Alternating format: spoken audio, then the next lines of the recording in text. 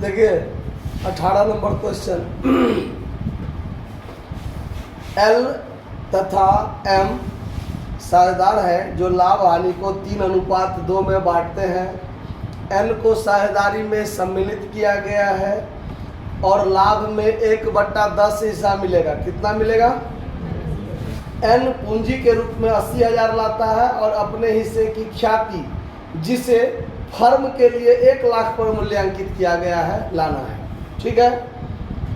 फिर कहता है कि पुराने साझेदार ख्याति की आधी राशि क्या कर लेते हैं? निकाल लेते हैं और पूंजी को अस्थाई मानते हुए जर्नल प्रविष्टि कीजिए।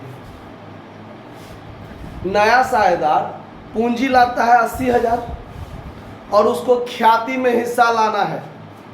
तो ख्याति में कितना हिस्सा, वो स्पष्ट तो नहीं कहा है, लेकिन ये कहा है कि पूरे फर्म का गुडविल 1 लाख है और उसको लाभ में 1/10 हिस्सा मिलता है। तो ख्याति में भी 1/10 हिस्सा न लाएगा। आया बात समझ में? पूरे फर्म का ख्याति यदि 1 लाख है और उसको लाभ में 1/10 हिस्सा मिलता है, तो उसको 1 लाख का 1/10 यानी 10,000 रुपया ख्याति के लिए लाना है ना। ये बात समझे? अच्छा, और ये जो 10,000 ख्याति के लिए लाएगा तो उसको पुराना साझेदार किस अनुपात में बांटेगा? त्याग में। और त्याग के लिए नया अनुपात है नहीं, तो कौन सा अनुपात त्याग बन जाएगा? पुराना। तो पुराना अनुपात कितना है? 3:2। तो स्पष्ट यहाँ लिख दीजिए 18 में कि सैक्रिफाइस रेशियो ऑफ एल और एम है ना, एल एंड एम बराबर 3:2। क्लियर? सैक्रिफाइस रेशियो क्या हो जाएगा? 3:2। अच्छा, अब यहाँ देखिए, यहाँ लिखेंगे हम लोग कि total goodwill of the firm, बराबर 1 लाख। न्यू पार्टनर कौन है? N. N share in goodwill कितना हो जाएगा? 1 लाख रुपया में उसका हिस्सा है 1/10, तो कट के कितना हो जाएगा? यानी नया साझेदार एन को गुडविल में यानी प्रीमियम के लिए कितना लाना है? 10,000 लाना है। ठीक है। और इस 10,000 को कौन बांटेगा? 3:2 में एल और एम बांट लेगा। तो यहाँ लिख दीजिए, एक लाइन लिख दीजिए कि RS 10,000 brought by N as कुंजी प्रीमियम। तो इसमें M का हिस्सा कितना होगा? एम्स शेयर, पहले L है ना, तो एल्स शेयर कितना हो जाएगा? तो 10,000 गुने 3/5 यानी कितना हो जाएगा? 6,000। और एम्स शेयर 10,000 गुने 2/5 यानी कितना? 4,000। क्लियर? इससे ज्यादा बात तो सवाल में है नहीं। अब सीधे बना दीजिए क्या चीज? Journal entries in the books of firm. आप लोग खुद लिख लीजिए, मार्कर भी बचाना है ना। ठीक है, चलिए 1 नंबर में क्या एंट्री बनेगा? तो नया साझेदार पूंजी लाता है। क्या लाता है? पूंजी लाता है। तो कैश अकाउंट DR और 2 में एंस कैपिटल अकाउंट।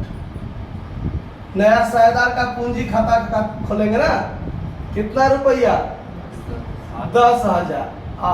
80,000 है ना, 80,000।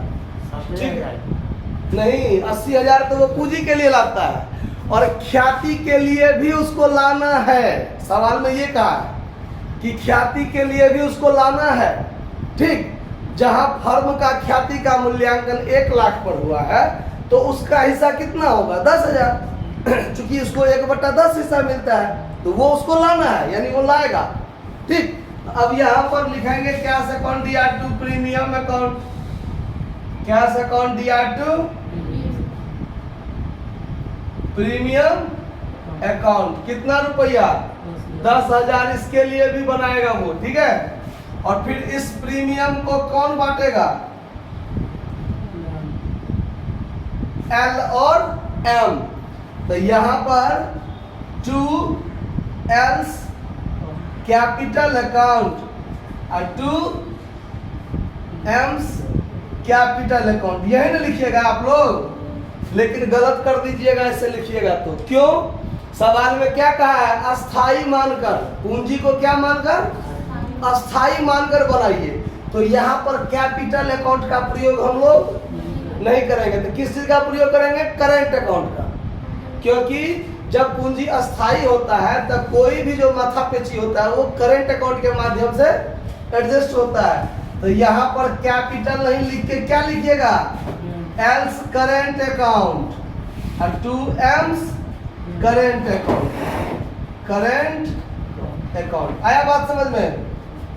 अब अगला एंट्री पर ध्यान दीजिए। अगला एंट्री क्या, एक बात और बढ़ गया है इसमें, ये 2 ये 3, अब चौथा एंट्री क्या बनेगा? ध्यान दीजिए। सवाल में कहता है कि पुराने साझेदार जो है वो ख्याति की आधी रकम निकाल लेते हैं। क्या सेकंड दिया? टू प्रीमियम 10,000 लाया नया साझेदार, उस 10,000 को ये लोग क्या किया है? एल और एम बांट लिया है ना। 10,000 इसका, 6,000 इसका, 4,000 इसका, 6,000 4,000 क्या कर लिया? बांट लिया। अब ये लोग ये जो ख्याति की राशि बांटे हैं इसमें से आधा आधा रकम क्या करते हैं? चूंकि वो तो उसके लिए गिफ्ट के रूप में है, तो वो चाहे तो व्यवसाय में रहने दे और ना चाहे तो निकाल ले। तो वो आधी रकम निकाल लेते हैं। क्या कर लेते हैं? तो यहाँ इसका करंट अकाउंट क्रेडिट करके बढ़ा है, और जब ये निकाल लेगा तो डेबिट करके क्या हो जाएगा? ये घट जाएगा। तो इसी को भी डेबिट करेंगे। Else current account DR, else current account, AIIMS current account DR. कितना कितना रुपया निकालेगा? आधा आधा, यानी 3,000 ही निकालेगा, 2,000 ही निकालेगा। तो डेबिट में क्रेडिट में 2 कैश अकाउंट क्या हो जाएगा? 5,000। कितना रुपया निकल जाएगा? 5,000 में निकलेगा। 10,000 लाया और 5,000 क्या हो गया? साझेदार ने 10 का 10,000 बांट लिया, और बांटने के बाद आधा रकम क्या कर लिया? निकाल लिया। तो 3,000 2,000 निकाल लिया, तो व्यवसाय में से कैश कितना निकला? 5,000 में निकला। ये आपका सवाल बनकर तैयार हो गया। आप लोग समझ में आया? आप लोगों को कहीं कोई दिक्कत है?